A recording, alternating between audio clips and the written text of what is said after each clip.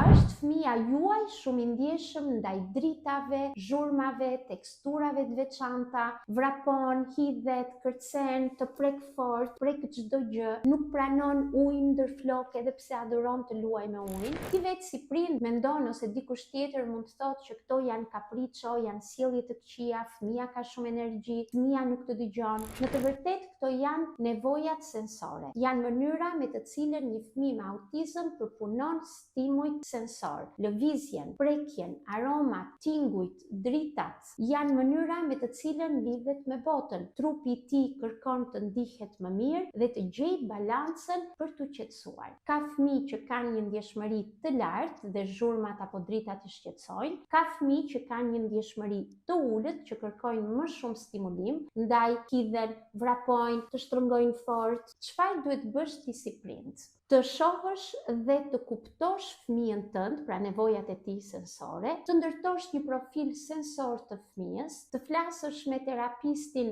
dhe të ndash informacione mbi profilin sensor të fëmijës tënd dhe të reagosh dhe të mos pranosh kur të këshillohet që këto janë sjellje të këqija që duhen rregulluar. Gjithashtu, të krijosh një ambient sensor të përshtatshëm për fëmijën dhe të reagosh me qetësi kur fëmia është i mbi ngarkuar. Në Ajna ne i ndihmojmë mamat të kuptojnë dhe të ndihmojnë fëmijën e tyre me ndjeshmëri dhe dije.